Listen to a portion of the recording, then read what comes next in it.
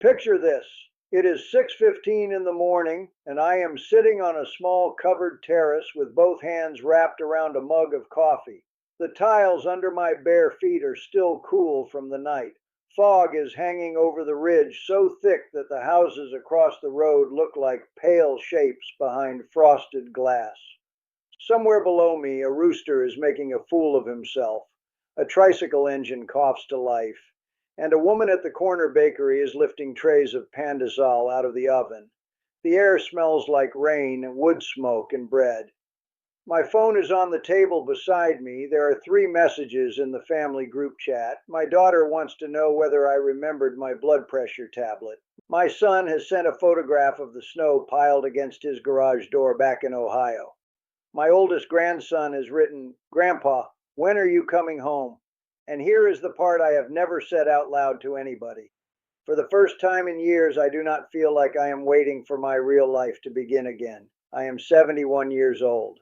My name is Richard Mercer, although everybody who knows me calls me Rick.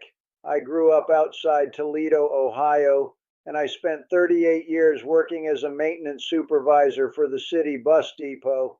I could tell what was wrong with a diesel engine by the sound it made before the driver had even shut it down. I was married to my wife, Linda, for 44 years. We raised 2 children, paid off a modest house, saved what we could, and did most things the way responsible people are told to do them. Then Linda died. Not suddenly. I almost wish I could say it was sudden, because there is a clean edge to sudden. Linda had ovarian cancer. We had 18 months of appointments, infusion rooms, plastic chairs, paper cups of weak coffee, hopeful scans, bad scans, and doctors who learned to pause before they spoke. By the end, our whole life had shrunk to medication schedules and the distance from the bedroom to the bathroom. After the funeral, everybody kept telling me I had been strong. I did not feel strong. I felt emptied out. The house was too quiet, but every room was noisy with memory. Her reading glasses were still in the kitchen drawer. Her blue gardening gloves were in the garage.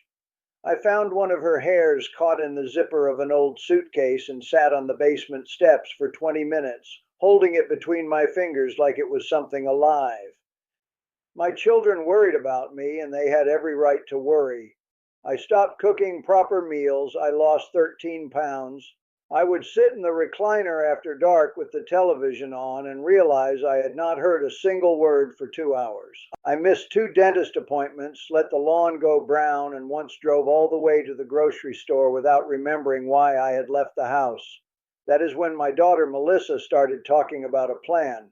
Her plan was sensible. That word came up a lot. Sensible. Sell the house. Put the money somewhere safe. Move into the finished basement of her home in Columbus. It had a bedroom, a small bathroom, and a separate entrance through the garage.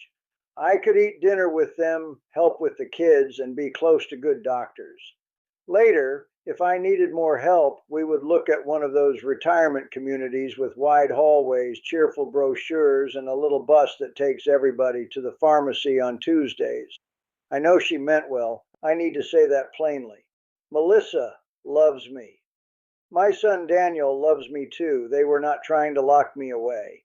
They were trying to solve a problem, and the problem was me. You are 71, sitting at your daughter's kitchen table while she shows you photographs of a basement bedroom that used to belong to a treadmill. Your son is on speakerphone saying, "Dad, this is the smart move." Your grandchildren are running through the room. Everybody is talking about your future as though you have already left the meeting. That was the moment something in me pushed back. I said I was not ready. Melissa asked what I was waiting for. I did not have an answer yet. For the next 4 months, I tried everything I could think of to make staying in Ohio feel like a life instead of a holding pattern. I joined a widowers group at a church across town. I volunteered 2 mornings a week at a food pantry. I bought a used exercise bike and hung 3 shirts from it within 10 days. I adopted a gray cat from the county shelter, but the cat preferred my neighbor and moved himself over there after 6 weeks. Even the cat had a clearer plan than I did. I visited 2 retirement communities. One had a fountain in the lobby and a woman playing old standards on a piano. The other had a woodworking room with tools nobody seemed to touch. Both places were clean, both places were safe, both places made my chest tighten. The monthly cost at the better one was $4,380 before extra care. $4,380. I remember staring at that number and thinking, this is what it costs to be supervised while you slowly disappear. That may sound unfair, maybe it is unfair. Plenty of people are happy in places like that. But I knew myself. I had spent my whole working life fixing broken systems, solving problems, making decisions. I did not want the final chapter of my life to be built around bingo at 2 and pills at 6. The Philippines entered my life because of a broken water heater. I had called a retired electrician named Warren, a man I knew from the bus depot, to help me replace the heating element. While we were working, he mentioned that his older brother had moved to the Philippines after a divorce.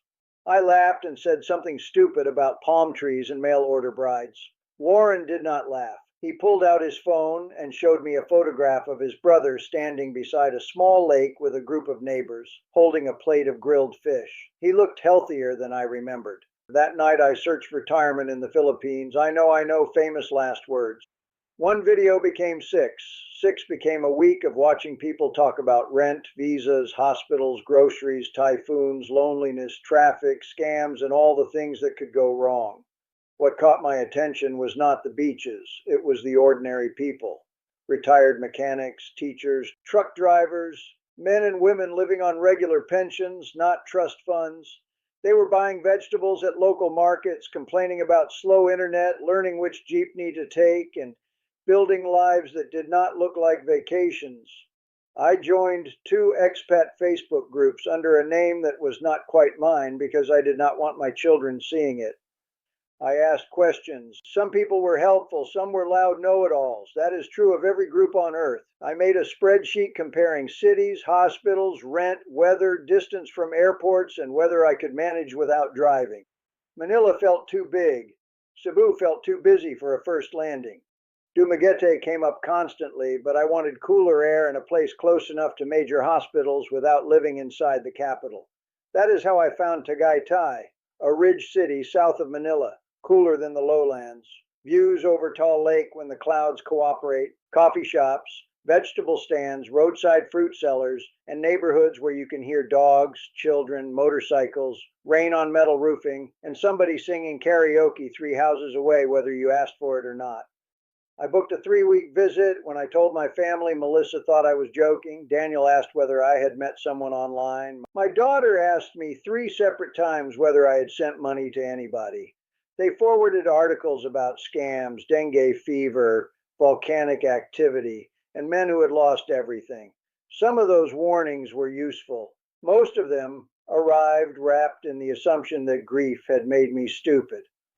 The night before my flight, Melissa stood in my kitchen and said, "Dad, this is selfish.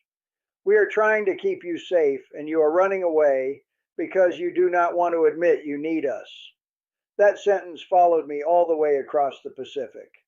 Selfish. Maybe I was. I had spent most of my adult life being useful to other people. Husband, father, supervisor, caregiver.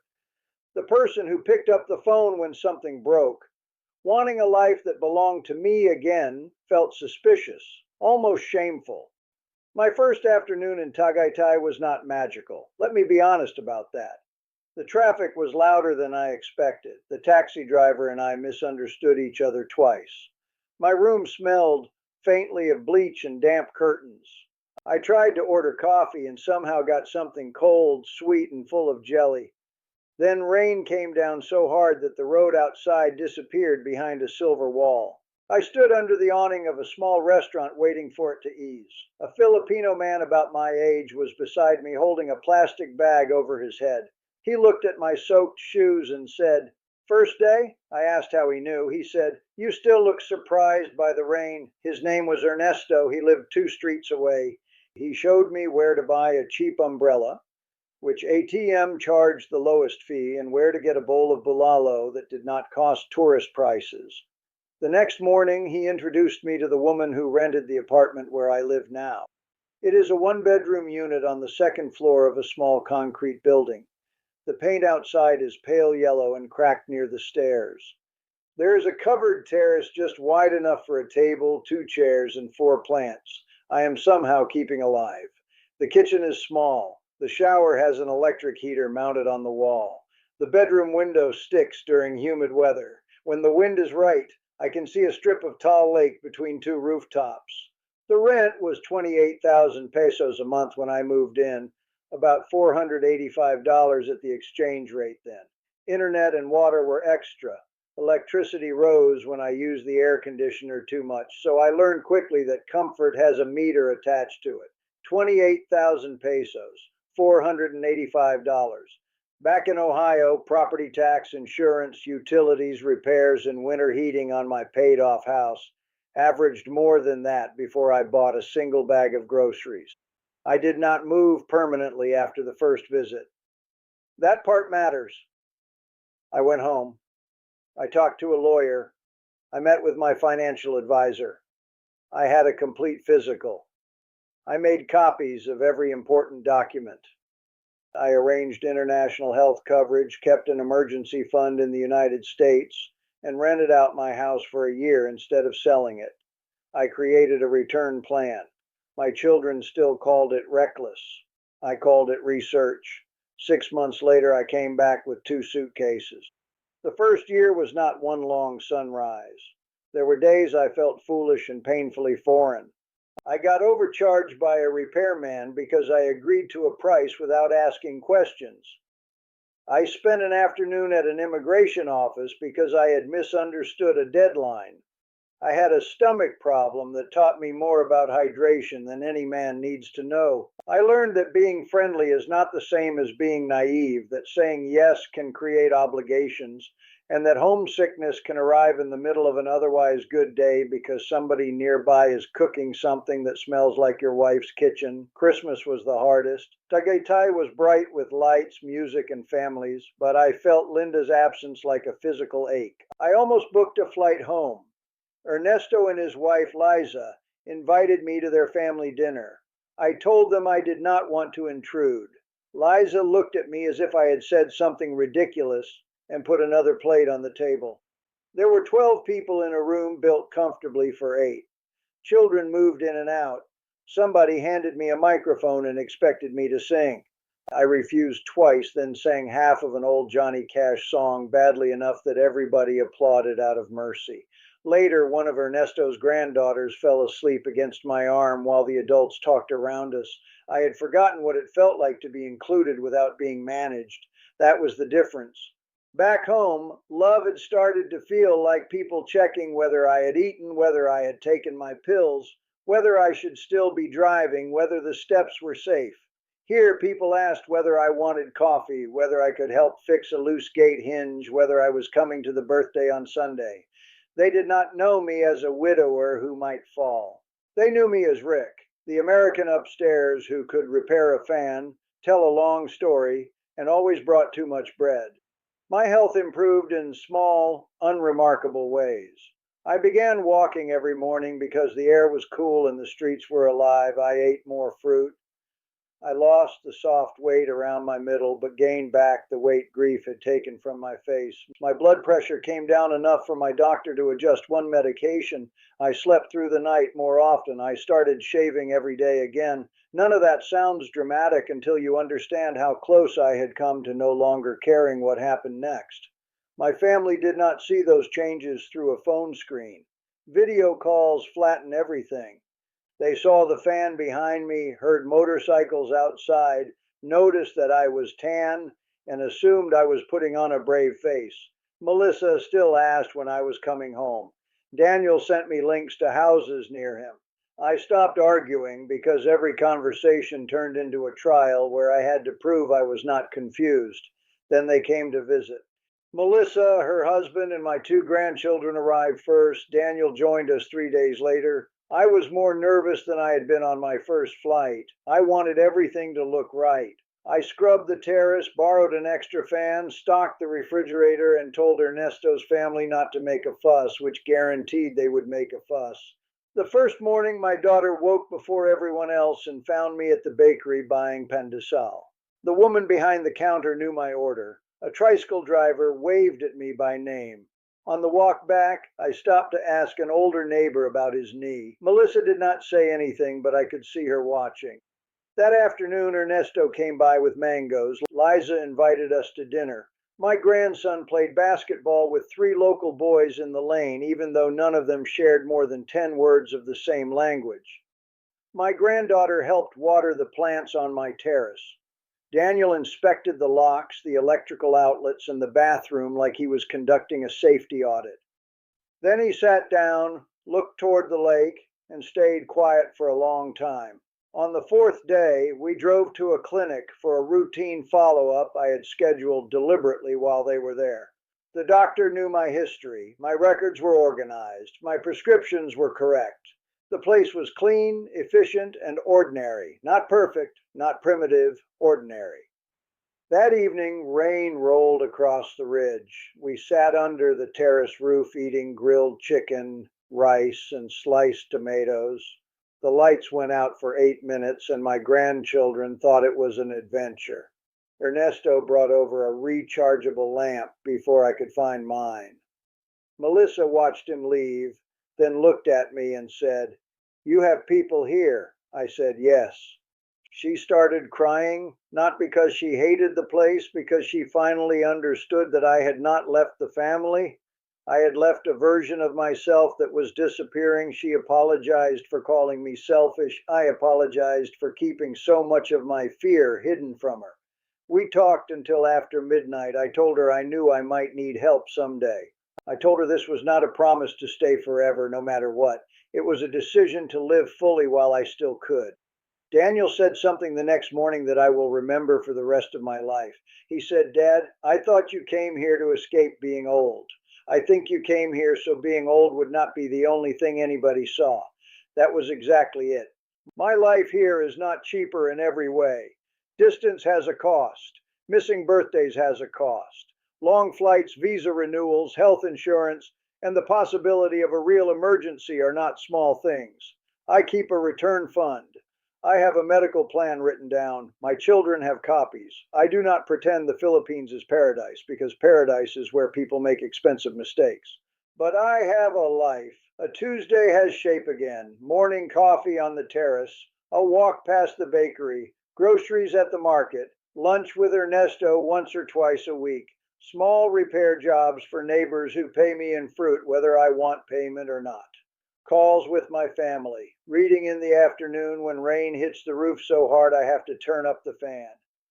My grandchildren now ask when they can come back. Melissa asks about Liza. Daniel checks the weather around Tal before I do. They still worry because families worry. The difference is that worry no longer gets to make every decision. So here I am, 71 years old, sitting in the morning fog with coffee cooling between my hands. The bakery is open. The road is waking up. My phone is buzzing with people who love me from 8,000 miles away, and someone downstairs is calling my name because a gate latch has come loose. For a long time, I thought starting over belonged to young people. I thought courage had an expiration date. I thought being a good father meant making myself smaller so my children would feel less afraid. I was wrong. Sometimes the most loving thing you can do is prove that your life is still yours to live.